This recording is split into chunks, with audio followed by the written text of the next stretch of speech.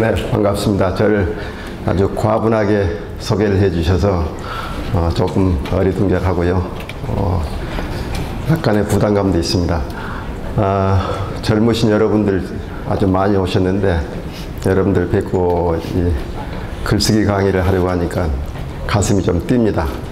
아주 저로서는 대단히 영광스럽고 또 여러분들에게 이런 말씀을 드릴 수 있는 기회를 주신 우리 교수님들과 또 함께 일하시는 분들께 정말 감사드리고요. 제가 조금 제 나름대로는 여러분들 뵙기 전에 여러분들에게 무슨 얘기를 해드리면 가장 좋을까. 특히 여러분들은 지금 인문계통이 아니고 자연계통이라는 얘기를 듣고 어떤 얘기를 해드려야 되나 하고 상당히 고민을 하다가 그냥 내 얘기를 해야 되겠다 하고 다시 본래의 얘기로 돌아와서 얘기를 시작하려고 합니다. 혹시 여러분들에게 어떤 그 이과와 관련해 가지고 제가 드리는 얘기 중에 조금 의문이 나는 것, 저는 이과니까 이과일 때에는 어떻게 해야 되는지 그런 의문이 나는 거 있으면 별도로 질문을 해주시면 그에 따라서 제가 대답을 할 수 있는 한 해드리겠습니다. 오늘 제가 말씀드리고자 하는 것은 여기 주제 중심 글쓰기라고 되어 있습니다. 뭐 글쓰기를 꼭 주제 중심으로 해야 되는 건 아니죠. 하는 방법이 여러 가지인데 저는 여러분들에게 주제 중심으로 한번 글을 써보십시오. 그러면 조금 더 글이 잘 써질 것입니다. 라는 하나의 방법을 제시해 드리고자 하는 겁니다. 혹시 여러분들이 방법을 여러분들이 것을 하고 글쓰기를 해보시면 혹시라도 도움이 될지 제가 그런 의미에서 소개를 해드리겠습니다. 오늘 제가 드리는 강의는 글쓰기를 전업으로 하는 사람들을 위한 글쓰기는 아닙니다. 글쓰기 가지고 생업을 하는 사람들, 되게 우리가 작가라 그러죠. 작가를 위한 글쓰기가 아니고 일반적으로 보통 여러 가지 생활을 하다가 때로는 글을 써야 될 때가 있는데 그때 그 글을 좀 잘 쓸 수 있는 방법이 뭘까? 되게 글쓰기가 전업이 아닌 사람 중에 글을 많이 쓰시는 분들이 여기 계시는 교수님들이 아마 많으실 거예요. 그리고 여러분들이 사회에 나가면은 기자를 한다든지 여러 가지 글쓰기와 관련된 일을 하시게 될 텐데 그런 분들이 쓰는 글쓰기와 관련되는 겁니다.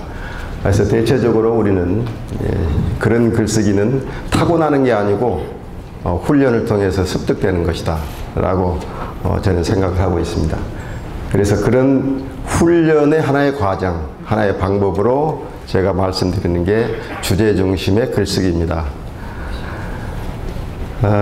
제 위에 적혀있는 글쓰기는 생각을 글자로 적는 작업이다 하고 3개에 넣은 거는 그냥 상식적인 얘기들입니다. 어떤 글을 쓸 것인가에 관한 얘기인데요. 대체적으로 여기서 얘기하는 거는 사실에 근거한 것, 현실에 근거한 것, 이런 것들을 가지고 자기 나름대로 어떤 문제의식을 찾아서 논리적으로 글을 쓰고 또는 어떤 문제를 해결하는 그런 글을 쓴다든지 또는 그에 대해서 어떤 미학적인 느낌을 쓴다든지 뭐 이런 다양한 글쓰기를 하게 될 것입니다. 어떤 글쓰기를 하든 이 글쓰기를 하실 때 주제 중심의 글쓰기를 하면 좀 도움이 될 것이다 라는 말씀을 여러분들에게 드리고자 합니다. 글쓰기를 하기 전에 사실 우리가 좀 알아둬야 될 게 좀 있습니다. 물론 공부를 하신 분들은 다 알 수 있는 일들인데요. 주제 중심의 글쓰기로 가는데 방해하는 요인들이 몇 개 있는데요. 그 방해 요인들을 미리 좀 제거하고 시작을 해야 된다는 말씀을 드리고자 합니다. 그 방해 요인 중에 하나가 글쓰기 준비 제1회에 제시한 이 3가지 요소입니다. 한글 맞춤법, 표준어 규정, 외래어 표기법. 이 3가지는 우리 한국어로 글을 쓸 때 반드시 이게 극복을 해야 될 사항입니다. 이걸 제대로 못하고 글을 쓰면은 글의 내용이 아무리 좋아도 꼴뚜기처럼 어물전망신을 시킬 수가 있습니다. 지나가는 길에 우리 이거 한번 좀 보고 넘어가죠. 흔히 우리가 글을 쓸 때 아주 훌륭한 분이 글을 쓰는데도 또 묘하게 이런 것들이 나옵니다. 그래서 오늘 이걸 지나가는 길에 한번 보고 넘어가겠습니다. 맨 위에 보시면 오늘 글쓰기 연습을 하기로 이 둘 중에 헷갈리는 분들이 가끔 계세요. 여기도 혹시 그런 분이 계시는데 1번입니까? 2번입니까? 크게 얘기를 해주세요. 네, 2번 역시 다르군요. 자, 그 다음 문제입니다. 그러면 안 돼, 안 돼, 안 돼, 안 돼, 안 돼 5가지로 쓰는 경우가 나오는데 이 중에 어떤 게 맞습니까? 크게 좀 얘기해 주세요. 1번 아니라고 생각하시는 분 얘기를 하실 분이 계세요? 1번 아니라고 생각하시는 분. 예. 크게. 들리지 않네요. 1번이 아닙니다. 왜냐 하면은 띄어쓰기를 안 했기 때문이죠. 아주 단순한 건데요. 답은 3번입니다. 시험을 보였다면 상당히 탈락자가 좀 많을 거예요. 여기에서. 자, 세 번째. 그러면 1, 2, 3, 4, 5번. 어떤 게 맞죠? 이제 자신이 없어졌네요. 4번. 4번. 다른 생각 가지신 분? 2번? 1번? 4번이 맞습니다.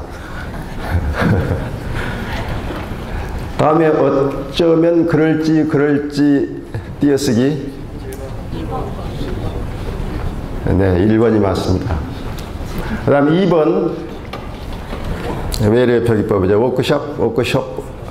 피읍 받침. 2번?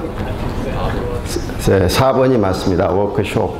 여러분들 저기 안내도 계속에 나오죠. 워크숍. 이게 워크샵 하는데요. 미국에서는 워크샵으로 발음을 할 수가 있는데 우리 외래 표기법상으로는 워크숍입니다. 뭐 이거 틀려도 문제는 안 되는데 좀 창피할 수가 있죠. 대금은 언제 결제해 주시겠습니까? 1번, 2번? 네. 이건 돈과 관련되는 거니까 제대로 알아야죠. 그죠? 네, 2번 맞습니다. 2번 부주돈 얼마나 들어왔느냐? 1번, 2번? 네. 1번이죠. 네. 2번으로 하기 쉬운데. 그 다음 이게 아니에요, 여요, 예요. 점점 어려워지죠? 네. 1번과 2번이 맞습니다. 1번과 2번. 그 다음 이게 그 책 이에요 나오는 거 어떤 거죠?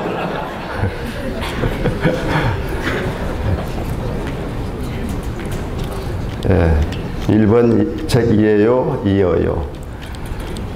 그 다음 이 자리는 임산부 자리입니까? 임신부 자리입니까?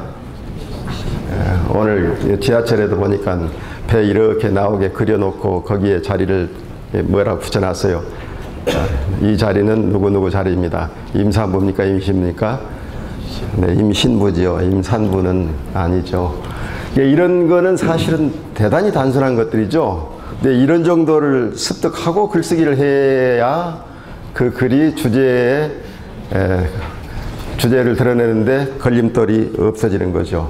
그래서 이거는 좀 해결하자는 겁니다. 해결하시는데 도움이 되는 책들이 많이 나와 있으니까요. 두 번째로 우리가 글쓰기 하기 전에 준비를 해야 될 것이 있습니다. 네, 한국어는 어떤 언어인가에 대해서 어느 정도 좀 알아야 되겠죠. 이게 대체적으로 초등학교에서 시작해서 고등학교까지 다 공부를 하게 돼 있는 거지만 좀 공부를 하기 싫어해서 좀 안 하는 경우가 있는데 그러다 보면 여기에 나와 있는 것들 아주 헷갈리게 됩니다. 우리 언어는 한국어이기 때문에 한국어로 글을 쓰는데 최소한도 이걸 알고 글을 써야 그 글이 주제에 가까워질 수가 있는 겁니다. 그래서 몇 가지 보면은 한국어는 어근과 접사, 체언과 조사, 어간, 어미 이런 구성으로 되어 있다는 건 꼭 알아주셔야 되겠고요. 조사와 의미를 쓰는데 아까 조사에서 애와 애서의 구별 말씀을 하셨는데 마찬가지입니다. 얻는 이가 또는 의미로 고, 며, 어서 뭐 이런 차이가 좀 있습니다. 한국어에서 이런 차이를 모르고 글을 쓴다면 그 글이 좋은 글이 될 수가 없을 테고 주제를 제대로 드러내는 글이 되게 어렵겠죠. 다음 동사와 형용사 활용형, 활용형을 정확하게 이해를 하고 계셔야 되고 문장 성분에 주어, 서술어, 목적어, 보어, 부사, 관형어 이런 부분 서법에 평서법, 문법, 명령법, 청유법, 약속법, 감탄법 이럴 때 의미를 어떻게 쓰는지 높임법, 문장의 종류, 글의 호응 그러니까 사실 보면은 한국어도 배워야 될 게 상당히 많다는 걸 알 수가 있습니다. 만만한 언어가 아니기 때문에 공부를 좀 해야 됩니다. 여러분들 전공 과목 공부하는 것과 비슷한 정도의 공부를 하셔야 될 것 같은데요. 이 부분에 대해서 공부를 안 하게 되면은 이런 얘기들이 나올 수가 있습니다. 그래서 혹시 여러분들 글에 이런 글이 나오면은 상당히 좀 문제가 되죠. 맨 앞에 나오는 건 좋은 하루 되세요. 또는 좋은 건강 강의 되세요. 뭐 좋은 여행 되세요. 이런 말이 수없이 인사말이 많죠. 이런 것들은 문법적으로 옳지 않다는 걸 알 수가 있습니다. 커피 나오셨습니다. 한 잔에 2,000원 이 시입니다. 언제든지 시자만 쓰면 좋은 걸로 생각하는데 그렇지 않다는 걸 알아야 되고요. 셋째 번 한번 볼까요? 글쓰기를 배우러 갑니다와 배우려 갑니다. 앞에 치가 맞을까요? 뒤에 치가 맞을까요? 배우러 갑니다. 배우려 갑니다. 앞에 치가 맞겠죠? 여행하기에 알맞는 계절입니다. 알맞은 계절입니다. 어디가 맞을까요? 알맞은 계절입니다. 이건 형용사이냐 동사냐에 따라서 의미가 달라진다는 걸 알아야 되는 거죠.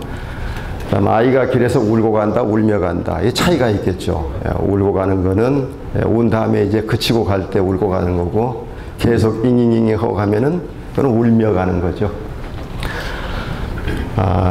밑에 동반 애완견의 목줄을 차용하고 배설물을 지키 수거해 주세요. 이게 우리 구청에 공원에 붙여진 큰 현수막으로 붙여진 문구입니다.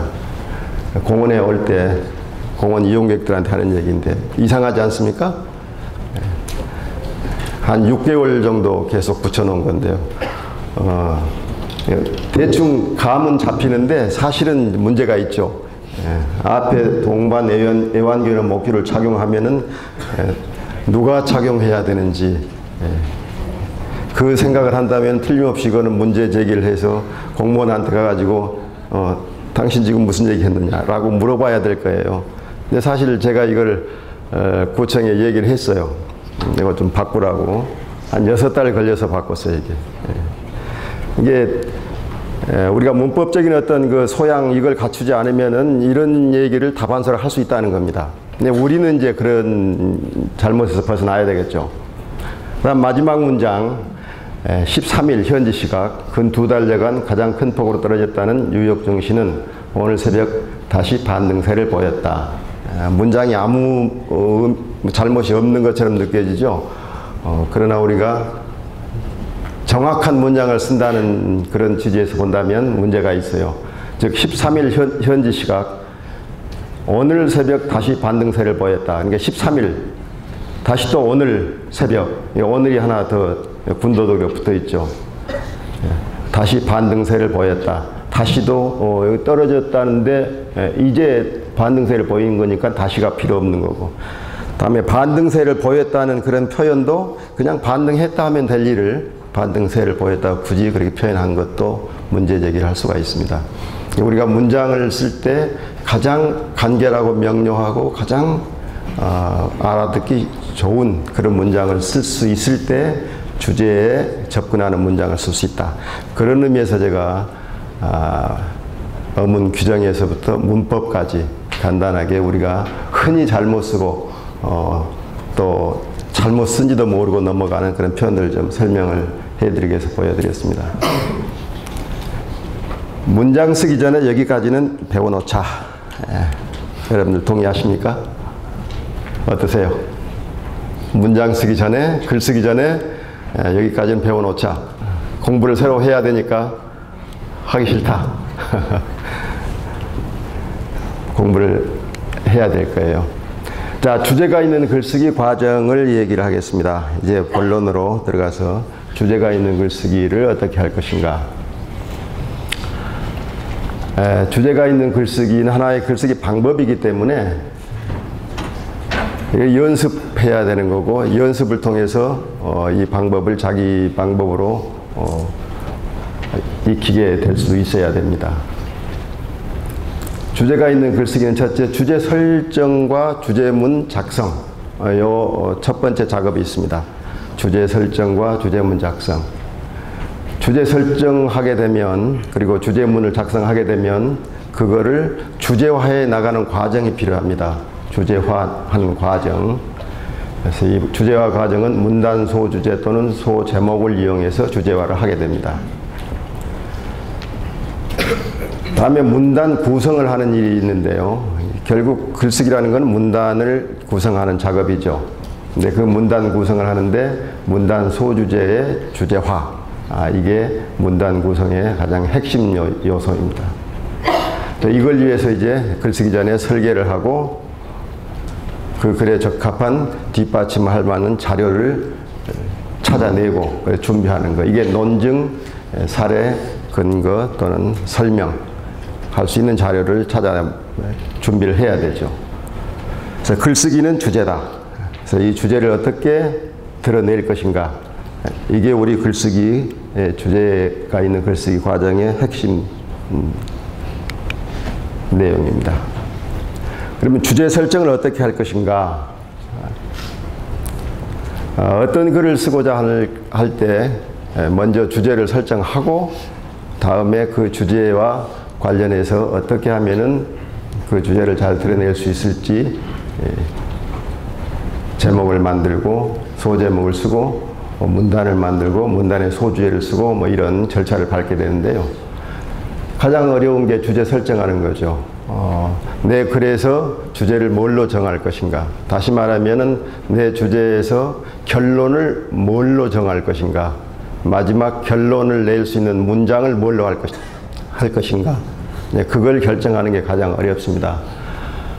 그 주제문이라고 하는데요. 그거를 마지막에 주제문을 작성할 수 있을 때, 그때 나는 이 주제문을 결론으로 삼고 글을 쓰겠다 결정을 하는 거고, 비로소 글쓰기를 시작하는 거죠. 근데 그 주제문을 만드는 형식이 세 가지가 있습니다. 주제문의 서술 형식이, 이게 우리 국어의 서술어의 종류가 세 가지인가 똑같습니다. 하나는 무엇은 무엇이다. 이것은 이것이다.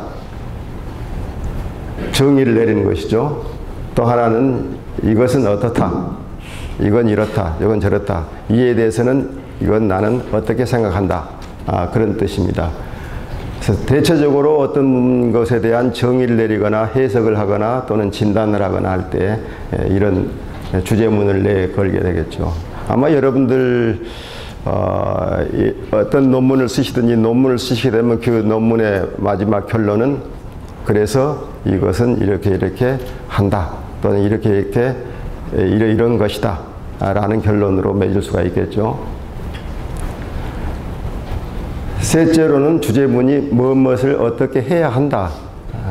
주장을 내는, 소위 자기 나름대로 처방을 내리는 그러한 주제문입니다. 처방까지 가려면은 상당히 복잡한 그런 글이 되겠죠.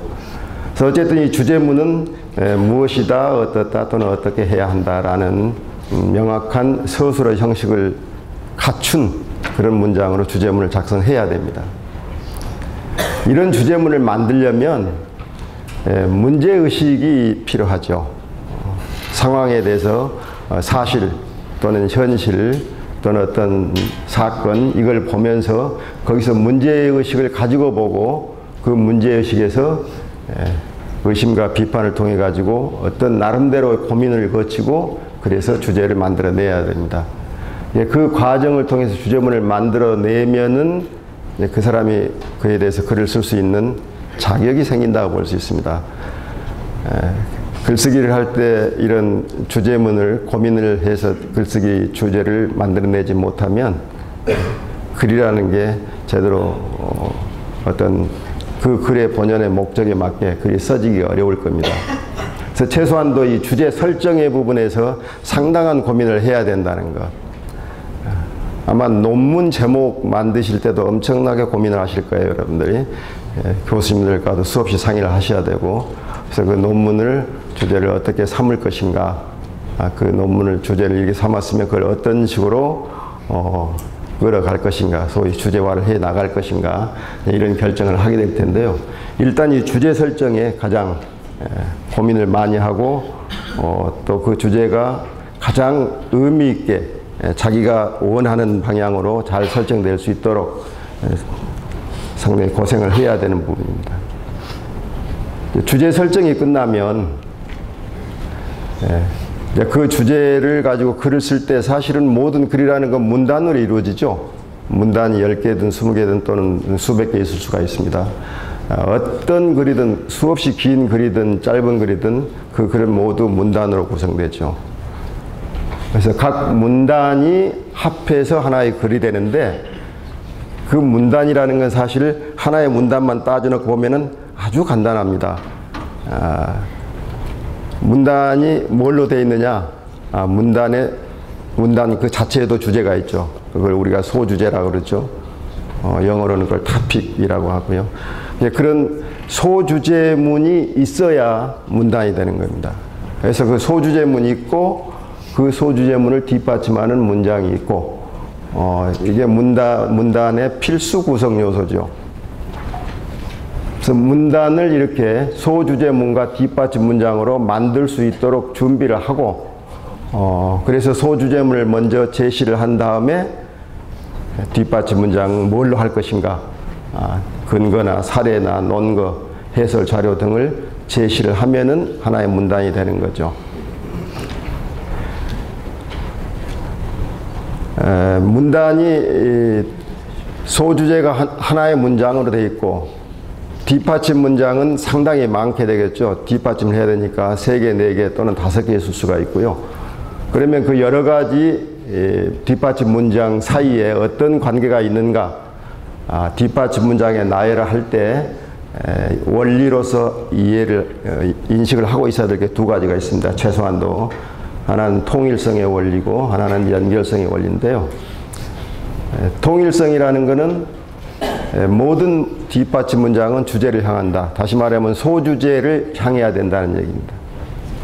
이게 통일성. 그러니까 소주제와 관련이 없는 뒷받침 문장이 나오면 안 된다는 얘기죠. 다음에 연결성은 그 뒷받침 문장 여러 개가 있으면 그것들이 전부 어떤 흐름, 일정한 흐름을 타줘야 된다는 거죠. 논리적으로 흐름이 맞아야 된다든지, 논리적으로 안 맞는다는 거는 논리 비약이 있다든지, 이런 것들이 논리적으로 안 맞는 거죠.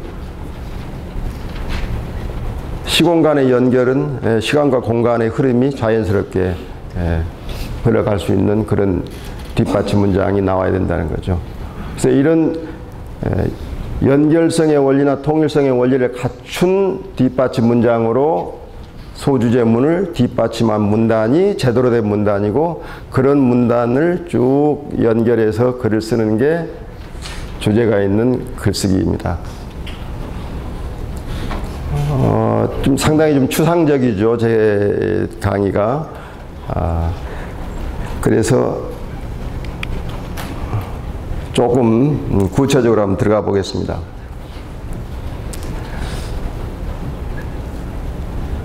주제를 드러내기 위해서 글을 쓰는데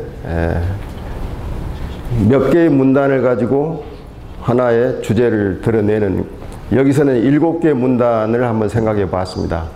첫째 문단에서는 서론을 쓰고 주제가 뭐라는 걸 얘기하고, 내가 이 주제를 어떤 식으로 주제화하겠다는 얘기를 해주고, 그리고 2, 3, 4, 5, 6문단에서 구체적으로 주제화하는 그런 노력을, 주제화 과정을 밟고, 그리고서 마지막 문단에 종합하고 다시 주제를 확인해주고 하는 이런 글쓰기가 일반적인 글쓰기 방법이 됩니다. 실제 이런 걸 어떻게 구현을 할 것인가 한번 예를 들어보죠. 이거는 이제 여러분 또래의 학생들이 쓴 글인데요. 아마 기억하신 분 기억하실 거예요. 안녕합시다.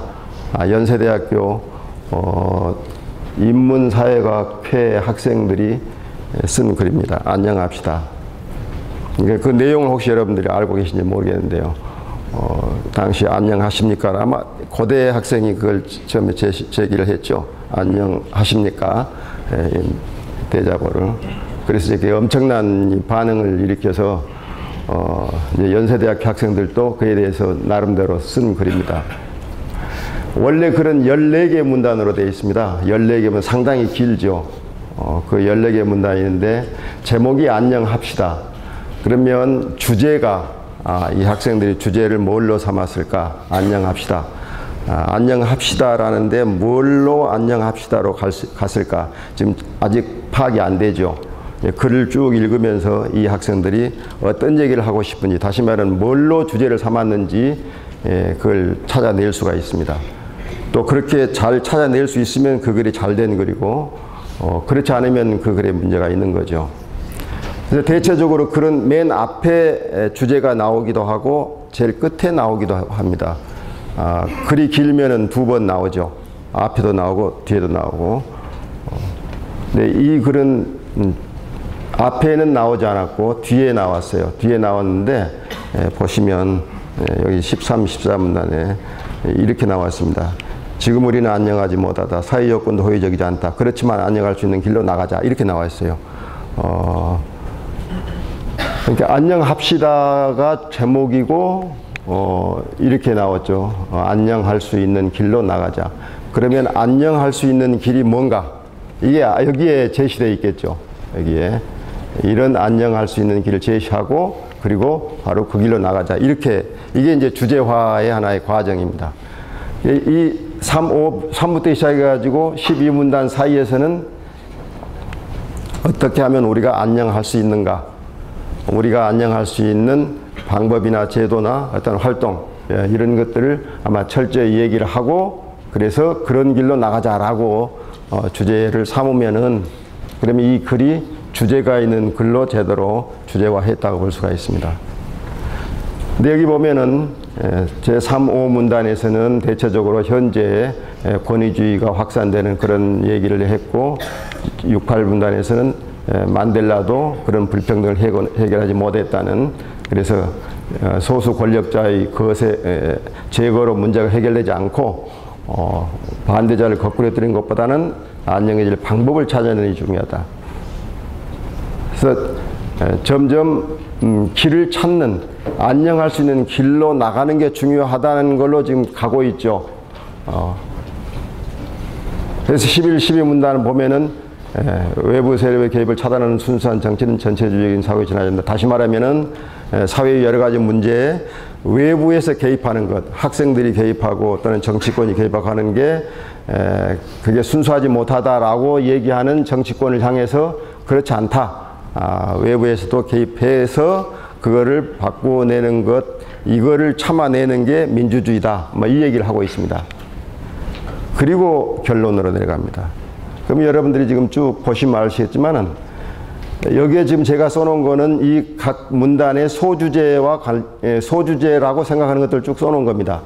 그러면 이걸 쭉 읽어보면, 소주제를 쭉 읽어보면은 주제에 탁 들어간 그런 글이 가장 딱 떨어지는 글이죠. 근데 이 글에서 보면은 한참 주제화해 가다가 중간에 건너뛰었다고 볼 수가 있어요. 다시 말하면은 이런 방법은 안 되고, 그래서 우리는 우리가 행복해질 수 있는 길을 찾는 노력을 해야 한다라고 하고 곧발로 안녕할 수 있는 길로 나가자 했으니까 도대체 길을 찾는 논의 뭐냐, 이게 핵심이 거기 있죠. 그거를 제시를 하면서 그걸 해서 안녕할 수 있도록 하자, 이렇게 나가줘야 되는데 주제화를 해 나가는 과정에서 주제화에 단절이 온 거죠. 여기서 그건 왜 그러느냐 하면은 자기가 주제를 정확하게 우리는 뭘 주제로 삼고 어떤 처방을 내리는 그런 거를 글로 나타내겠다라는 걸 완전하게 머리에 가지고 있지 못해서 그러는 거죠. 사실 요걸 글을 쓰기 전에 이분들이 저하고 상의했다면 제가 아주 좋은 얘기를 해드릴 수가 있었어요. 요 부분 제10문단에서부터 시작해서 제13문단 사이에 여기에서 핵심적인 주제화 작업을 했어야 돼요. 그러니까 실제 안녕할 수 있는 길, 우리가 안녕할 수 있는 길이 뭐냐라고 묻고, 그래서 그 길을 우리가 흔히 얘기하는 그 산파술이라는 게 있죠. 묻고 그렇다면 학생들이 생각하는 안녕해 줄 수 있는 길이 뭔가, 어떻게 하면 좋겠는가, 우리가 할 수 있는 길 또는 정치권이 할 수 있는 길 아니면 사회가 해야 될 수 있는 길이 뭔가 라고 묻고, 또 그에 대해서 이런 경우는 어떤가 라고 계속 얘기를 서로 논의를 해서 그래서 결론을 내린 다음에 우리가 이 얘기는 할 수 있겠구나, 그래서 주제를 이걸로 삼자 라고 결정을 하면 바로 여기서 11, 12문단 요 사이에 우리 사회는 이러이러하니까 지금 우리가 안녕해지기 위해서는 이걸 해야 된다 라고 그걸 제시를 할 수가 있죠. 그램으로써 마지막에 그걸 가지고 우리가 안녕한 길로 나가자 이렇게 얘기를 해야 이 글이 주제화가 되는 거거든요. 그래서 우리가 보면은 글의 문단의 소주제문만 쭉 읽어도, 소주제문만 쭉 읽어도 그 글이 주제화하고 있나 안 하나를 금방 알 수가 있습니다. 그래서 그거를 알게 하려면은 역시 소주제문을 잘 써야 되죠. 그래서 아까 말씀드린 대로 이 주제화라는 게 문단의 소주제 연결, 각 문단의 소주제를 연계해 나가기만 해도 주제가 될 수 있는 이런 글을 쓰는 게 주제가 있는 글쓰기의 핵심입니다. 그래서 각 문단별로 소주제를 뭘로 삼을 것인가를 고민을 해야 되죠. 처음에 주제를 설정하는데도 고민을 했지만 그 주제를 주제화해 내기 위해서는 각 문단의 소주제를 뭘로 할 것인가, 여기에도 상당히 고민을 해야 됩니다. 그래서 이 문단의 소주제는 뭘로, 다음 소주제는 뭘로, 계속 그 소주제가 다음 소주제로 넘어가서 결국은 결론이 이렇게 나는구나. 소주제만 쭉 읽어도 결론으로 그대로 갈 수 있는 정도로 글을 써야 되죠.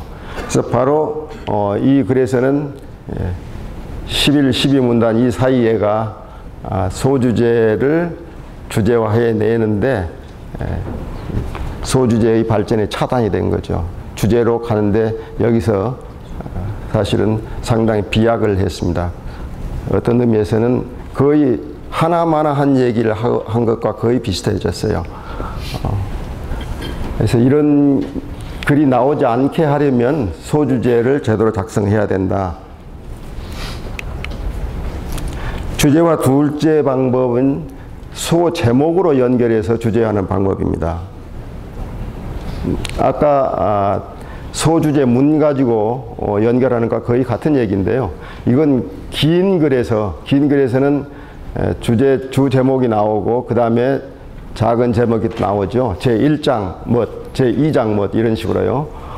그러면 그 제목만 가지고도 그 글이 어떤 식으로 주제화해 나가는지 금방 알 수가 있죠. 그래서 그 글이 짜임새가 있는지 없는지를 파악할 수가 있습니다.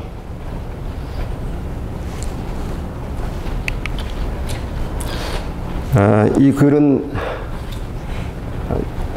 이과 학생이, 학생은 아니지만 이과 연구자가 논문을 써서 저한테 보내준 겁니다. 제목은 좀 더 긴데 좀 짧게 뒤쪽만 보면은 심전도 신호를 처리하기 위한 자동 자금 제어 피크 검출 알고리즘 연구 이렇게 돼 있어요. 제가 제목만 쭉 썼습니다. 이렇게 제목만. 제목이 서론, 연구 재료 및 방법, 연구 재료 신호 처리, 그다음 그 소제목으로 신호의 전처리 및 품질 검사, R 피크 검출, 노이즈 판단 및 피크 분석, 성능 평가, 연구 결과, 고찰.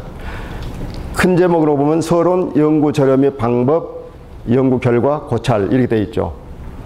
그러니까 연구 자료 및 방법에는 또 작은 제목으로 연구 자료, 신호 처리, 성능 평가. 그리고 신호 처리에는 이 세 가지가 나와 있고 이런 제목을 가지고 있습니다. 그러면 이 제목을 보고 이 주제 심전도 신호 처리를 위한 자동 잡음 제거 및 피크 검출 알고리즘 연구 이 논문이 어떤 내용일까 그리고 어떤 정도로 발전을 했을까라고 볼 수가 있느냐. 좀 약하다는 거죠. 주제화해 나가는데 어디까지 주제화할 수 있을지 그게 감이 안 잡히는 거죠.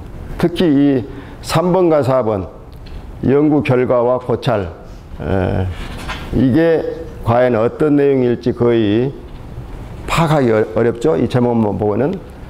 실제 이 연구 결과 내용을 보면은 대체적으로 위에 있는 성능 평가와 비슷한 그런 내용도 있고 또 고찰에도 또 그와 비슷한 반복적인 얘기가 나옵니다. 그래서 이거를 제목을 이렇게 하는 것보다는 이렇게 바꿔보면 어떤가. 보시죠. 서론, 가치 서론이 있고요. 여기서 서론은 그냥 가볍게 자기 연구에 대한 얘기를 하고 곧바로 연구 자료 몇 방법으로 넘어가는데 여기 서론에서는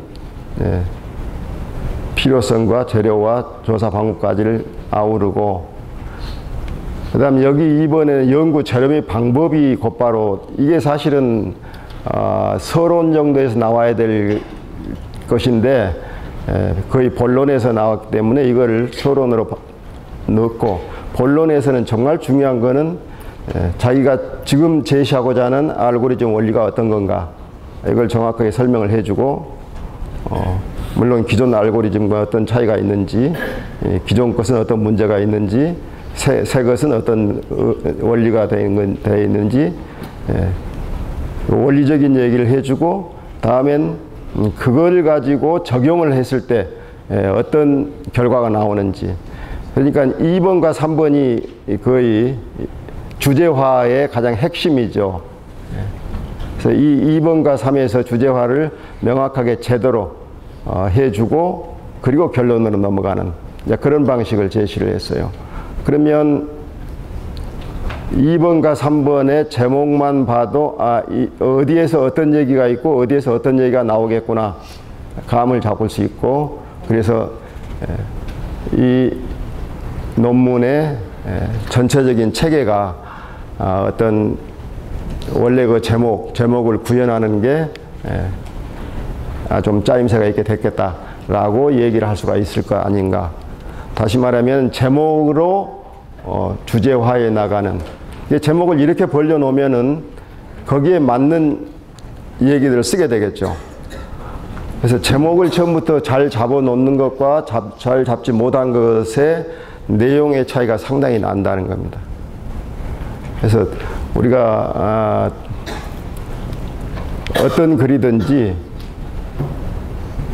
자기가 쓰고자 하는 글의 제목 또는 문단의 구성, 문단의 소주제 이걸 처음에 만들어내야 됩니다. 먼저 만들어 놓고 글을 쓰기 시작해야 그 글이 주제를 제대로 드러내는 글로 갈 수가 있지 그렇지 않으면은 한 얘기가 또 반복적으로 나타날 가능성이 상당히 많아요. 이제 이 부분에 사실은 그렇죠. 여기서 분석을 다 하고 성능평가를 다 하고 사실은 여기서 이미 결과가 나온 거죠. 여기에 성능평가까지 했으니까 그런데 다시 연구 결과를 얘기를 해야 되니까 여기서 반복하지 않을 수가 없습니다. 그래서 연구 결과를 얘기하다 보니까 굳이 또 고찰을 다시 한다면 앞에 얘기를 또 반복해야 되고 그래서 이렇게 제목 자체를 이렇게 주제화하는데 도움이 안 되게 해놓으면 내용도 본인도 사실은 좀 답답하게 헷갈릴 거예요. 그래서 처음부터 제목을 제대로 잡고 글을 쓰기 시작하면 도움이 될 거다. 그러니까 글을 쓰기 전에 제목을 잘 잡아라. 소제목을 잘 잡아라. 또 글을 쓰기 전에 각 문단의 소주제문을 제대로 확정을 해라. 이 두 가지입니다.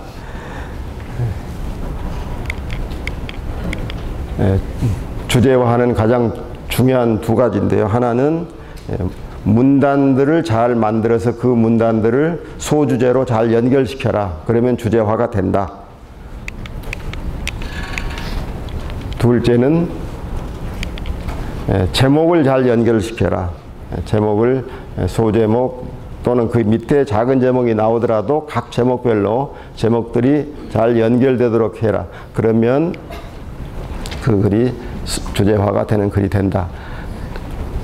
본인이 생각하지 못한 얘기를 써낼 수가 있습니다. 이렇게 제목을 잘 적어 놓으면은 그 제목에 맞춰서 계속 소주제를 또 만들어내고 해야 되니까 자기가 미처 처음에는 생각하지 못했던 것이 생각날 때가 많이 있습니다.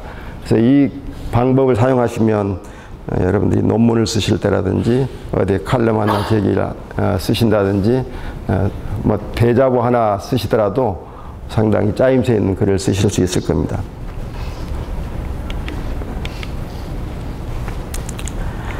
주제가 있는 글쓰기는 사실 이 설계를 대단히 중요시합니다. 글 쓰기 전에 이미 글을 다 쓴 것처럼 머릿속에 다 그려놓는 거죠. 건물 설계와 같은 얘기인데요. 건물을 지을 때 설계도를 잘 지어놓고 그 설계도에 따라서 건물을 지으면 그 건물이 상당히 아주 굳건하달까 또는 뭐 멋있게 잘 지어질 수가 있겠죠. 그래서 설계하는 것에 우리는 좀 시간을 들여야 됩니다. 글쓰기 전에. 설계하실 때 맨 먼저 하실 거는 아까 말씀드린 대로 반드시 주제문을 써놔야 됩니다. 즉 결론을 먼저 적어놔야 된다 이거죠. 결론을. 그 결론이 여러분들의 글 쓰는데 등대가 되는 거죠. 나침반이 되는 거죠.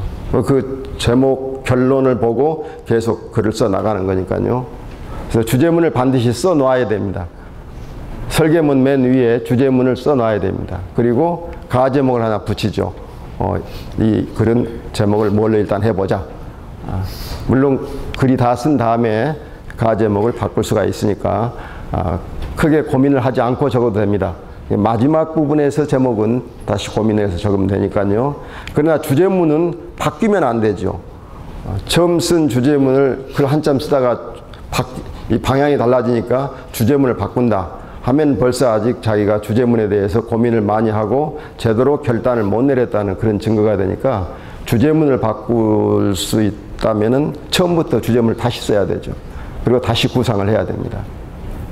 그래서 주제문을 확정을 하고 그 다음에 그 주제문에 맞게 들머리를 구상하고 그 다음에 본문 구상을 하고 본문 구상이라는 것은 각 문단을 소주제를 뭘로 해가지고 글을 쓸 것인지 그 문단 구상을 해야 됩니다. 몇 개의 문단으로 할 것인지 아니면 혹시 소제목을 몇 개 붙여야 되는 건지.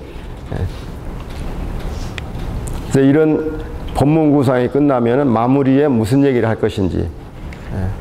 그래서 마무리에는 대체적으로 끝에 다시 주제문을 제시하는 것이 옳습니다.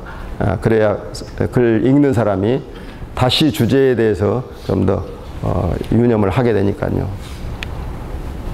여담입니다만은 우리 정글만리를 쓰셨던 누구죠?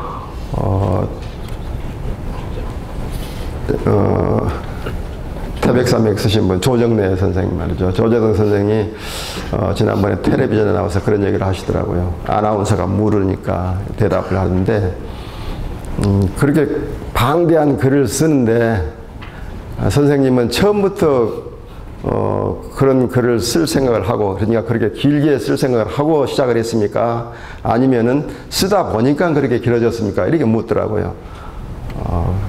우리 조정래 선생님이 하는 얘기가 저는 이 글을 쓰기 전에 맨 마지막에 내가 뭘 써야 될지 그 문장을 써놓고 시작합니다. 그 얘기를 하더라고요. 그러니까 이미 자기 머릿속에는 어떻게 이 얘기를 전개해 가지고 마지막에 요 얘기를 해야 되겠다는 그 마지막 문장을 써놓고 시작한다는 얘기죠. 그런 방대한 글을 쓰시는 분도 사실은 주제를 생각하고 있다는 거죠. 그래서 그 주제를 어떻게 발전시킬 것인가, 그래서 그 주제가 마지막에 어떤 문장으로 나올 것인가를 생각하고 글을 쓰기를 시작한다는 거죠. 쓰면서 바꾸는 거는 그렇게 많지 않을 거예요. 대체적으로 글을 쓰기 시작할 때 이미 주제문을 쓰고 이 주제문을 마무리해서 다시 내가 이렇게 써야 되겠다라고 적어 놓고, 그래서 이 설계를 끝낸 다음에 글을 쓰기 시작하시라는 겁니다. 무슨 글을 쓰시든 학생들 어디 모여라 라는 글을 써도 이런 방식으로 설계를 하고 글을 쓰시는 게 가장 주제가 있는 글을 쓸 수 있는 좋은 방법이라는 말씀입니다. 글이 다 되면은 가제목을 정식점으로 바꾸고 퇴고를 하게 되는데, 이때 퇴고라는 것은 주제와 관련이 없는 걸 혹시 내가 썼나 이거 찾아내는 작업입니다. 일반적으로 퇴고라면은 맞춤법 틀린 게 없나, 문법적으로 문제되는 게 없나, 문장에 어색한 거 없나, 이런 걸 이제 찾는 게 대체적으로 퇴고라고 하는데요. 주제가 있는 글쓰기에서는 퇴고 작업 때 주제와 관련이 없는 얘기가 섞여 있나 없나 이걸 찾아내는 겁니다. 그래서 주제와 관련이 없다든지 혹시 주제를 훼손하는 내용이 있다든지 이런 게 있으면은 빨리 드러내야 됩니다. 좀 아깝더라도 드러내시고, 아니면은 주제와 관련이 있게 이걸 바꿔내고 이런 작업을 하는 게 바로 퇴고 작업입니다. 물론 글이 좀 자연스럽지 않으면 고치는 거 뭐 이런 건 당연히 해야 되겠죠. 우리 주제가 있는 글쓰기에서 가장 중요한 퇴고 작업은 주제와 상관이 없는 내용을 빼는 작업. 그게 아주 중요하다는 걸 강조해 드립니다. 근데 만약 이 글을 쭉 퇴고를 하는 과정에서 그런 생각이 들 때가 많이 있습니다. 이 얘기를 좀 꼭 넣어야 되겠는데 내가 미처 이 얘기를 못 넣었다, 이제 이런 게 드러날 때가 있습니다. 그럴 때 그 넣는 요령, 그냥 넣으면 안 되고 바로 이 부분을 다시 시작을 하셔야 돼요. 이 부분 어디에서 그거를 집어넣어 가지고 전체적으로 주제화하는데 잘못됨이 없도록 할 것인지. 그래서 이런 작업들은 사실은 머릿속에 우리가 그냥 이론적으로만 가지고 있어 가지고는 되지 않고, 실제 작업을 하면서, 글쓰기를 하면서 이런 부분에서 혹시 걸리는 게 있나 없나 이게 찾아내는 작업이 중요한 작업인데요. 사실 이런 작업들이 좀 머리가 아픈 작업이죠. 글쓰기는 사실 머리가 아픈 작업이고 머리 쥐어 짜는 작업일 수도 있어요. 그래서 글을 잘 쓰려면 결국은 그런 작업을 도리 없이 해내야죠. 글의 전개 방법을 간단히 세 가지 말씀을 드릴게요. 이거는 꼭 이걸 의식하지 않고서도 이렇게 대충 되게 돼 있는 건데요. 그냥 하나 제시를 한다면 이런 겁니다. 대체적으로 짧은 글을 쓰실 때는 명쾌해야 되니까 3단 논법 같은 그런 방식으로 아주 간단하게 3단 논법으로 결론을 내리면 아주 간단합니다. 명료하고요. 글도 또 간결해집니다. 그래서 이런 방식으로 쓰시는 게 좋습니다.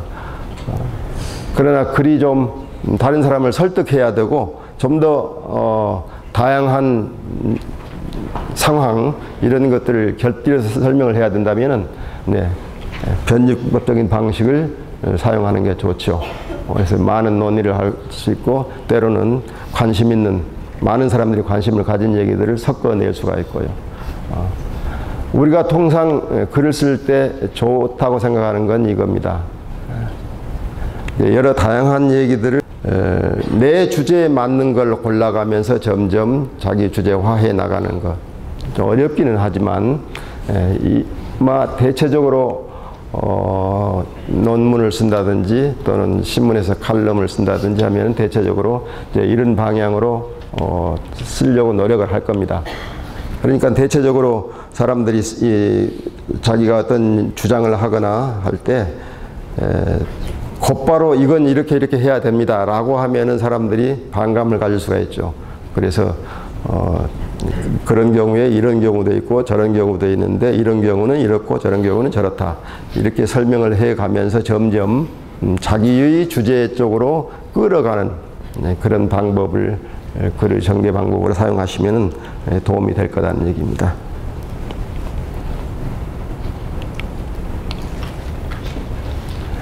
주제 중심의 글쓰기를 제가 금년부터 강조를 하고 있는데요. 그 이유는 이런 겁니다. 제 나름대로 주제 중심의 글쓰기가 상당히 중요하다고 생각해서 소개를 해드리는데요. 오늘도 주제 중심의 글쓰기가 다른 방식의 글쓰기보다는 좀 더 중요하다는 얘기를 하고 싶어서 이걸 여러분들에게 제시를 합니다. 주제는 글을 지배하는 황제다. 다시 말하면 글 안에는 주제를 약화시키거나 주제를 배격하거나 조금이라도 훼손하는 내용은 넣지 말아라는 얘기입니다. 주제가 제1이라는 겁니다. 그래서 이걸 강조하기 위해서 글은 주제 유일 지배체제 아래 있다. 이 얘기를 제가 드리는데요. 다시 말하면 글을 쓰실 때 절대 주제라는 관념에서 벗어나지 마시라. 시작부터 끝까지 항상 주제에 매여 있어야 된다. 그래서 마지막에도 주제가 제대로 구현됐느냐 안 되느냐 그걸 판단을 하셔야 된다는 거죠. 그래서 주제와 관련이 없는 내용을 반드시 없애고 훼손한 내용 반드시 없애고 약화시킬 수 우려있는 내용 반드시 없애야 됩니다. 혹시 주제를 도와줄 수 있는 내용이 있으면은 인터넷을 찾아서 넣든지 다른 사람의 책을 인용해서 넣든지 할 수 있는 대로 많이 넣는 게 중요하죠. 주제에 유익한 내용을 빠뜨리지 않는다. 이런 사고방식을 우리가 글을 쓸 때 항상 가지고 글을 쓰면은 그 글이 주제 중심주의의 글을 쓸 수가 있는 거고 아마 그런 글들은 대체적으로 좀 깔끔하고 좀 간결해질 겁니다. 그리고 논리적으로 특별히 논리에 비약이 있다든지 또는 모순이 있다든지 뭐 이런 글이 안 될 수 있는 확률이 좀 높아지는 거죠. 그래서 이런 글을 쓰는 노력해보자 하는 취지에서 오늘 여러분들에게 주제가 있는 주제 중심의 글쓰기를 말씀드렸습니다. 네, 오늘 강의의 결론입니다. 네. 글이 주제를 제대로 구현하지 않으면 잡담을 본 것과 같다.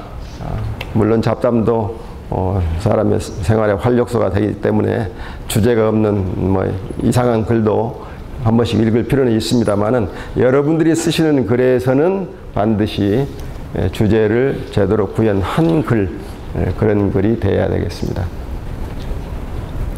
그래서 주제를 뚜렷이 인식하고 글을 쓰게 되면 언젠가 주제 중심의 좋은 글을 쓸 수 있게 된다. 오늘 제가 드리는 말씀은 사실은 대단히 이론적이기도 하지만 사실은 단순한 얘기들입니다.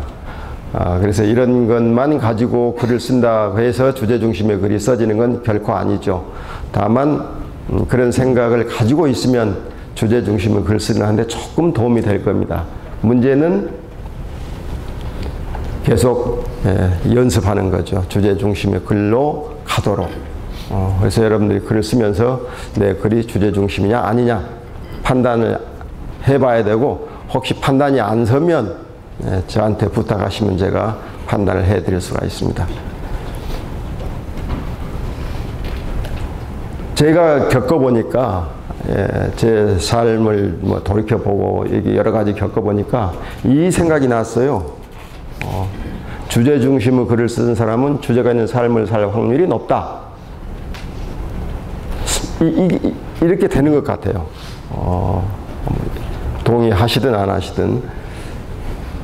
그래서 이 뒤에 있는 얘기는 제가 판단할 때 이렇게 될 것 같다라는 얘기를 한 겁니다. 주제가 있는 삶을 사는 사람은 자기 일에 일정한 성과를 반드시 이룩한다. 다시 말하면 주제가 있는 글쓰기를 쭉 하는 사람은 결국 주제가 있는 이런 일정한 성과를 반드시 이룩한다.